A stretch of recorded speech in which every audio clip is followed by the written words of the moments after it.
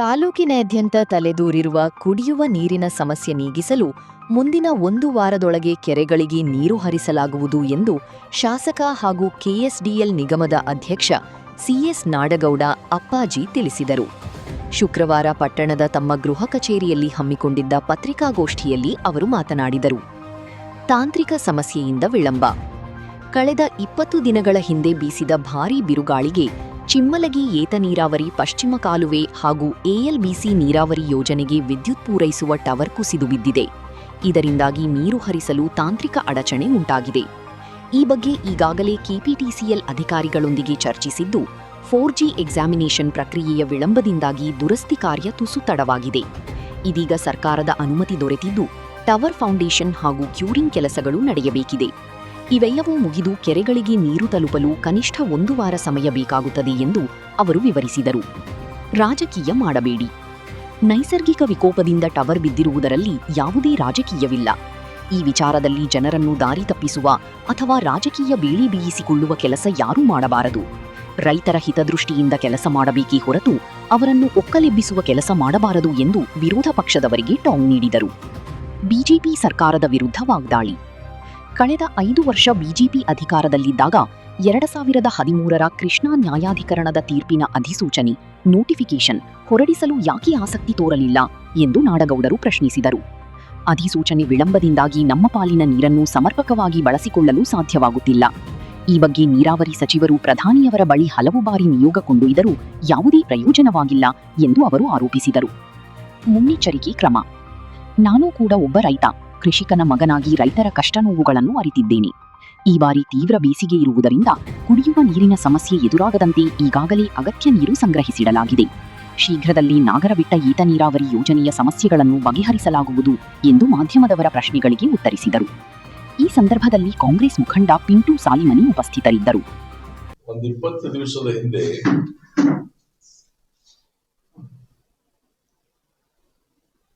ಯಕ್ಕೀದಮ್ಮಾಗಿ ಈ ಕೆನಾಲ್ಗೆ ಬಿಡುವಂತಹ ನೀರು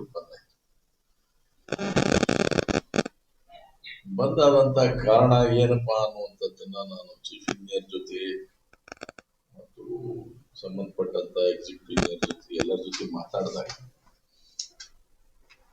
ನನಗೆ ಸಿಕ್ಕಂತ ಉತ್ತರ ಏನಪ್ಪಾ ಅಂದ್ರೆ, ಅದು ಕೆಇಬಿಯ ಸಪ್ಲೈ ಏನ್ ಮಾಡ್ತಾರೆ, ಟವರ್ ಸಪ್ಲೈ ಏನಿದೆ, ಆ ಟವರ್ ಬಿದ್ದೋಗ್ಬಿಟ್ಟಿದೆ. ಆ ಟವರ್ ಎರೆಕ್ಷನ್ ಪುನಃ ಮಾಡಿ ಸಪ್ಲೈ ಕೊಡಬೇಕು ಅಂತ ಹೇಳಿದ್ರು. ತದನಂತರ ನಾನು ಅವ್ರಿಗೆ ಕೆಪಿಟಿಸಿಎಲ್ ಚೀಫ್ ಇಂಜಿನಿಯರ್ಗೂ ಮಾತಾಡಿದೆ. ಅವ್ರು ಕೆಲವು ತಮ್ಮ ಸಮಸ್ಯೆಗಳನ್ನ ಪ್ರಾಸ್ತಾವಿಕವಾಗಿ ಹೇಳಿದ್ರು. ಅದೇನ್ ಹೇಳಬೇಕು ಅನ್ನೋದನ್ನ ಮತ್ತೆ ಮೇಲೆ ಮಾತಾಡ್ತೀವಿ ತಗೊಳ್ಳಿ ಅನ್ನುವಂಥದ್ದನ್ನು ಕೂಡ ಎಸ್ಕಾಂ ಎಂಡಿ ಅವರಿಗೂ ಮಾತಾಡಿದೆ. ಅವರು 4G ಎಕ್ಸಂಪ್ಷನ್ ನಮಗಿಲ್ಲ, 4G ಎಕ್ಸಂಪ್ಷನ್ ಇಲ್ಲದ ಕಾರಣಕ್ಕೋಸ್ಕರ ಸ್ವಲ್ಪ ವಿಳಂಬ ಆಗಿದೆ ಅನ್ನುವಂಥ ಮಾತನ್ನು ಹೇಳಿದ್ರು. ಕೊನೆಗೆ ಅದನ್ನ ಮತ್ತೆ ಸರ್ಕಾರದಿಂದ 4G ಎಕ್ಸಂಪ್ಷನ್ ಅನ್ನು ಪಡೆದ್ರು. ಎಸ್ಕಾಂ ಇಂದ 4G ಎಕ್ಸಂಪ್ಷನ್ ಕೊಟ್ಟರು. ಈಗ ಅದನ್ನ ಕೆಲಸವನ್ನ ಪ್ರಾರಂಭ ಮಾಡಿ ಇವತ್ತು ಮಟೀರಿಯಲ್ ಬಂದಿದೆ. ನಿನ್ನೆ ದಿವಸ ಮಟೀರಿಯಲ್ ಬಂದು ಡಂಪ್ ಆಗ್ತಾ ಇದೆ. ಟವರ್ದು ಮಟೀರಿಯಲ್ ಏನ್ ಬರಬೇಕು, angle, brackets, Bolt, nut, wires ಎಲ್ಲ ಬರ್ತಾ ಇದೆ. ಅವ್ರು ಹೇಳೋದು, ನನಗೆ ಈಗ 2 ದಿವಸದ ಹಿಂದೆನೆ ಮಾತಾಡಿದ್ದೆ, ಅವ್ರು ಹೇಳೋದು ನಾವು ಸೋಮವಾರ ಮಂಗಳವಾರವರೆಗೂ ಕರೆಂಟ್ ಅನ್ನ ಎನರ್ಜೈಸ್ ಮಾಡಿ ಕೊಡ್ತೀವಿ ಅನ್ನುವಂಥದ್ದನ್ನ ವಿಶ್ವಾಸವನ್ನ, ಭರವಸೆಯನ್ನ ಕೊಟ್ಟಿದ್ದಾರೆ. ಈ ತಾನೇ ತಮ್ಮ ಚೀಫ್ ಇಂಜಿನಿಯರ್ಗೂ ಕೂಡ ಮಾತಾಡಿದೆ. ನಾನು ನೀನು ಕೂಡ ಒಂದು ಸ್ಟೇಟ್ಮೆಂಟ್ ಕೊಟ್ಟಿದ್ದೆ. ಮೂಲತಃವಾಗಿ ಈ ಸದ್ಯ ನಾವು ನೀರು ಕೊಡುವಂತ ಉದ್ದೇಶ ಇದು ಕುಡಿಲಿಕ್ಕೆ, ಜಾನುವಾರುಗಳಿಗೆ, ಮನುಷ್ಯರಿಗೆ ಕುಡಿಯುವಂತ ನೀರು ಕೊಡುವಂಥದ್ದು. ಇದು ಶಾಸಕರು ಮಾಡುವಂತಹದ್ದಲ್ಲ ಅಥವಾ ಯಾರೋ ಒಬ್ಬ ವ್ಯಕ್ತಿ ಮಾಡುವಂತ ಪ್ರಶ್ನೆ ಬರುವುದಿಲ್ಲ. ಈ ತೀರ್ಮಾನಗಳು ಬಹಳ ಹಿಂದೆನೇ ಆಗಿರ್ತವೆ. ICC ಮೀಟಿಂಗ್ಗಳಲ್ಲಿ ಇವೆಲ್ಲ ಚರ್ಚೆಗಳಾಗಿರ್ತವೆ. ಈಗ ಕೆರೆ ತುಂಬಿಸುವಂತ ಕೆಲಸಕ್ಕೆ ನಾವು ಮುಂದಾಗ್ತೀವಿ. ಅವ್ರು ಹೇಳೋ ಪ್ರಕಾರ ಸೋಮವಾರ ಮಂಗಳವಾರ ಪ್ರಾರಂಭ ಮಾಡ್ತೀವಿ ಅಂತಾರೆ. ಸೋಮವಾರ ಮಂಗಳವಾರ ಅಂದ್ರೆ ಇದು ಕೇವಲ 3 ರಿಂದ 4 ದಿವಸ ಹೋಯ್ತು. 3 ರಿಂದ 4 ದಿವಸ ಅವರು ಎನರ್ಜೈಸ್ ಮಾಡಿ ಪಂಪ್ ಚಾಲು ಮಾಡಿದ್ರು ಕೂಡ ಕನಿಷ್ಠ ಕೆನಾಲಿಗೆ ನೀರು ಬರಲಿಕ್ಕೆ ಅಂದಾಜು ಎಂತ ಕಡಿಮೆ ಅಂದ್ರೂ 1 ವಾರ ಫ್ಲೋ ಬಂದು ರೀಚ್ ಆಗಬೇಕಲ್ಲ ಎಲ್ಲ ಕೆರೆಗಳಿಗೆ. ನಂದು ರಿಕ್ವೆಸ್ಟ್, ನನ್ನ ಅಪೀಲು, ಇದನ್ನ ರಾಜಕೀಯವಾಗಿ ಆಗ್ಲಿ ಅಥವಾ ಜನರನ್ನ ದಾರಿ ತಪ್ಪಿಸುವಂತ ಕೆಲಸಗಳಾಗ, ಇದು ಯಾವ ಮನುಷ್ಯನ ಕೈಯಲ್ಲಿ ಇರುವಂತಹ ಒಂದು ಘಟನೆ ಅಲ್ಲ. ವಿಪರೀತವಾಗಿ ಗಾಳಿ ಬಿಟ್ಟುವಂತ ಸಂದರ್ಭದಲ್ಲಿ, ಈಗ ಬೇಸಿಗೆ ಕಾಲದಲ್ಲಿ ಇವತ್ತು ನಾವು ನೋಡ್ತೇವೆ, ಇವತ್ತು ವೇಗವಾಗಿ ಗಾಳಿ ಬೀಸುತ್ತೆ. ಅದಕ್ಕೆ ನಾವು ಒಂದು ರೀತಿಯಾದಂತ ಸುಳಿಗಾಳಿ ಅಂತೀವಿ. ಆ ಸುಳಿಗಾಳಿ ಬಂದಂತ ಸಂದರ್ಭದಲ್ಲಿ ಅನಾಹುತಗಳು ಬಹಳ ಆಗ್ತವೆ. ಈ ಸುಳಿಗಾಳಿಗೆ ಸಿಕ್ಕುವ ಟವರ್ ಬಿದ್ದದ್ದು. ಈಗ ಟವರಿಗೆ ಫೌಂಡೇಶನ್ ಮಿನಿಮಮ್ ಸ್ಟ್ರೆಂತ್ ಬರಲೇಬೇಕು. ಅದರ ಮೇಲೆ ದೊಡ್ಡದಾದಂತ ಟವರ್ ನಿಲ್ಲಿಸ್ತಾರೆ. ಆ ಟವರ್ ನಿಲ್ಲಿಸಿದಾಗ ಫೌಂಡೇಶನ್ಗೆ ನಾವು ಡಿಸ್ಟರ್ಬ್ ಮಾಡದೆ ಅವ್ರು ಮಾಡ್ಬೇಕಾಗ್ತದೆ. ಕನಿಷ್ಠ ಒಂದು 8 ದಿವಸ ಆದರೂ ಅದನ್ನು ಕ್ಯೂರಿಂಗ್ ಮಾಡಿ ಸೆಟ್ ಆದ್ಮೇಲೆ ಟವರ್ ಮುಗಿಸ್ಬೋದು. ನಂತರ ಪರ್ಮನೆಂಟ್ ಆಗಿ ಹಂಗೆ ಕ್ಯೂರಿಂಗ್ ಮಾಡ್ತಾ ಇರ್ಬೇಕಾಗ್ತದೆ. ಟೆಕ್ನಿಕಲ್ ಆಸ್ಪೆಕ್ಟ್ಸ್ ನನಗೆ ಗೊತ್ತಿದ್ದಾವ ಅಂತ ಹೇಳ್ತೀವಿ. ಮತ್ತೆ ಬೇರೆದವ್ರು ಯಾರಾದ್ರೆ ಈ ರೀತಿಯಾಗಿ ಯಾಕೆ ಉತ್ತರ ಕೊಟ್ಟರು ಅನ್ನುವಂಥದ್ದು ಏನಪ್ಪಾ ಅಂದ್ರೆ, ಇದು ಕುಡಿ ನೀರಿಗೋಸ್ಕರ ಮತ್ತು ಕೆರೆ ತುಂಬಿ ಕುಡಿ ನೀರಿಗೆ ಜಾನುವಾರು ಮತ್ತು ಮನುಷ್ಯರಿಗೆ ಕುಡಿಲಿಕ್ಕೆ ಪ್ರಥಮ ಆದ್ಯತೆ ಕೊಟ್ಟು ನೀರನ್ನು ಬಿಡ್ತಾರೆ.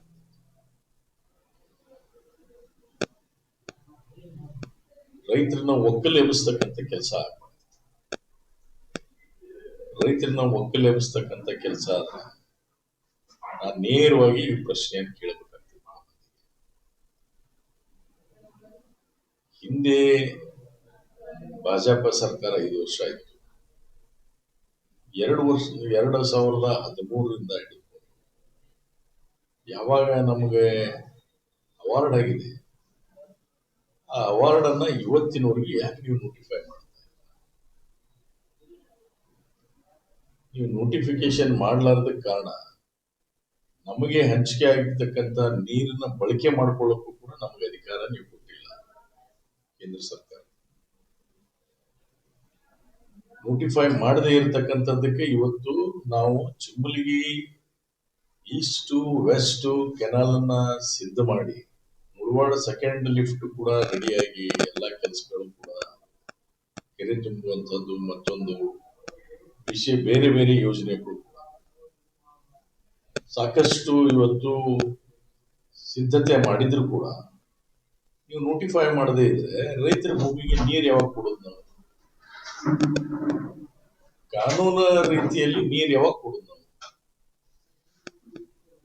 ನೀವ್ಯಾಕೆ ಹಿಂದಿನವರು ಅದನ್ನ ಯಾಕೆ ಮಾಡಲಿಲ್ಲ? ಬಿಜೆಪಿ ನಾನು ಅವ್ರಿಗೆ ನೇರವಾಗಿ ಪ್ರಶ್ನೆ ಕೇಳ್ತೀನಿ. ಬಿಜೆಪಿ ಸರ್ಕಾರದವರು, ನಾನೊಂದು ಒಬ್ಬನೇ ಅಂತ ಕೇಳ್ತಾ ಇಲ್ಲ. ಅಸೆಂಬ್ಲಿಯಲ್ಲಿ ಚರ್ಚೆ ಆಗಿದೆ, ಪತ್ರ ವ್ಯವಹಾರ ಆಗಿದೆ, ನಿಯೋಗಗಳು ಹೋಗಿದ್ದೀವಿ, ಭೇಟಿಯಾಗಿದ್ದೀವಿ. ಹಲವಾರು ಬಾರಿಗೆ ಹೋಗಿ ಪ್ರಧಾನಮಂತ್ರಿಗೂ ಕೂಡ ಭೇಟಿಯಾಗಿ ಬಂದಿದ್ದಾರೆ. ಮಂತ್ರಿಗಳು, ನೀರಾವರಿ ಮಂತ್ರಿಗಳು ಹೋಗಿದ್ದಾರೆ, ಪ್ರಧಾನಮಂತ್ರಿ ಭೇಟಿಯಾಗಿದ್ದಾರೆ. ಅವ್ರ ಜೋಡಿ MP ಪಾಟೀಲ್ ಹೋಗಿದ್ದಾರೆ, HK ಪಾಟೀಲ್ ಹೋಗಿದ್ದಾರೆ. ಯಾಕೆ ಇದನ್ನು ಮಾಡಿಲ್ಲ? ಇದ್ರಿಗೆ ನಾವು ತಿಳುವಳಿಕೆಯನ್ನ ಹೇಳುವಂತ ಕೆಲಸ.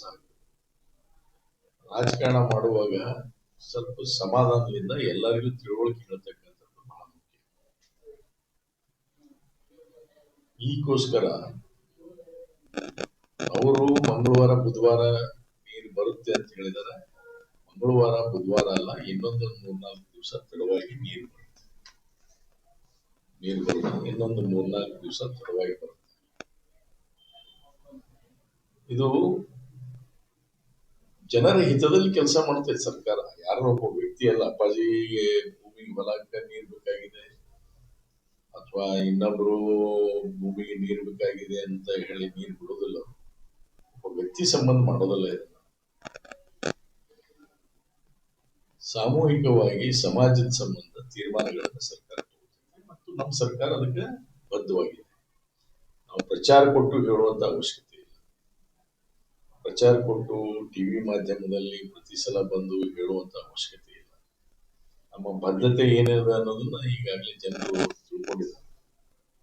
ಅದಕ್ಕೆ ಯಾರೇ ಏನೇ ಹೇಳಲಿ, ನಾನು ಕೂಡ ಒಬ್ಬ ರೈತ. ನಾನು ಸ್ವತಃ ಮಡಿಕೆಯನ್ನು ಹೊಡೆದು, ಟ್ರ್ಯಾಕ್ಟರ್ ಅನ್ನು ಹೊಡೆದು, ಹೊಲದಲ್ಲಿ ಇರುವಂತಹ ಒಂದು ಆ ಸಾಲಿನಲ್ಲಿ ಮಲ್ಕೊಂಡು ಜೀವನ ಮಾಡಿ, ಚಟ್ನಿ ರೊಟ್ಟಿ ಕೂಡ ಹೊಲದಲ್ಲಿ ಇದ್ದು ಬಿದ್ದು ಊಟ ಮಾಡಿ, ಎಣ್ಣೆ ಹೊಡೆದು ಬ್ಯಾಕ್ ಪ್ಯಾಕ್ ಹಾಕೊಂಡು ಗಿಡಗಳಿಗೆ ಎಣ್ಣೆ ಹೊಡೆದು, ರಸಗೊಬ್ಬರವನ್ನು ಕೂಡ ನಾನು ಹಾಕುವಂತ ಕೆಲಸ ಏನ್ ಬೇಕು ವ್ಯವಸಾಯದಲ್ಲಿ ಮಾಡಬೇಕು, ಹೆಚ್ಚು ಕಡಿಮೆ ಆ ಕೆಲಸಗಳನ್ನು 80% ಅಷ್ಟು ಮಾಡಿ ಅನುಭವಿಸ್ತಾವ.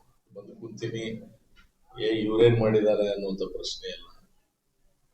ನಾನು ಸ್ವತಃ ಒಬ್ಬ ವ್ಯವಸಾಯ ಮಾಡಿ ಬೆಳೆದು ಬಂದಂತ ಮನುಷ್ಯ. ಅದಕ್ಕೆ ನನಗ ಅದರ ಅರಿವಿದೆ. ಬೆಳೆನ ಹಾನಿ ಆದ್ರೆ ಏನಾಗುತ್ತೆ, ಬೆಳೆಗೆ ಸರಿಯಾದ ಬೆಂಬಲದ ಬೆಲೆ ಸಿಗದೇ ಇದ್ರ ಕಾರಣ ಏನಾಗುತ್ತೆ, ಇವೆಲ್ಲಾನು ಚೆನ್ನಾಗಿ ಅರ್ಥ ಮಾಡ್ಕೊಂಡು, ಅದಕ್ಕೆ ರೈತರಲ್ಲಿ ನಾನು ಮನವಿ, ದಯವಿಟ್ಟು ಶಾಂತಿಯುತವಾಗಿ ಆ ನೀರು ಬಂದಂತ ಸಂದರ್ಭದಲ್ಲಿ, ಏನು ಇದು ಕೊನೆಯದಿದು, ಇನ್ನು ಮತ್ತೆ ಜೂನ್ ಜುಲೈವರೆಗೂ ಮಳೆಯಾಗಿ ನೀರು ಬರುವವರೆಗೂ ಕೂಡ ಮತ್ತೆ ಬಿಡ್ಲಿಕ್ಕೆ ಆಗುದಿಲ್ಲ. ಜೂನ್ ಜುಲೈದಲ್ಲಿ ಡ್ಯಾಮ್ನಲ್ಲಿ ನೀರು ಶೇಖರಣೆ ಆಯ್ತು. ಈಗ ನಾನು ಕೇಳಿದೆ, ಕುಡಿ ನೀರಿಗೆ ಏನು ತೊಂದರೆ ಆಗುತ್ತೆ ಇಲ್ಲ, 1.9 TMC ರಿಸರ್ವ್ ಮಾಡಿದ್ದೀವಿ, ಕುಡಿ ನೀರು 1.9 TMC ರಿಸರ್ವ್ ಮಾಡಿದ್ದೀವಿ ಅಂತ ಹೇಳಿದ್ರು ಚೀಫ್. ಸೊ ಕುಡಿಯ ನೀರಿಗೆ ತೊಂದರೆ ಆಗದ ಕಾರಣ ಈಗ 1.9 TMC ನೀರಲ್ಲಿ ನಮಗೆ ಕೆರೆ ತುಂಬತಕ್ಕಂಥ ಎಲ್ಲ ಕೆರೆಗೆ ಇದು ಮಾಡುವಂಥದ್ದಕ್ಕೆ ಏನು ಪ್ರೊವಿಷನ್ ಮಾಡಿದ್ರು, ಅದರಲ್ಲೇ ನಮ್ಮ ಪಾಲಿದೆ. ಆ ಪಾಲಿಗೆ ಇವತ್ತು ನೀರು ಬಿಡ್ಲಿಕ್ಕೆ ಅವ್ರು ಸಿದ್ಧರಿದ್ದಾರೆ. ಅದಕ್ಕೆ ರೈತರ ಸಮಾಧಾನದಿಂದ ಇರಲಿ ಅಂತ ಈ ಪತ್ರಿಕೆ ಗೋಷ್ಠಿ ಮುಖಾಂತರ ನಾನು ನಿಮಗೆ ತಿಳುವಳಿಕೆ ಹೇಳಲಿಕ್ಕೆ ಪ್ರಯತ್ನ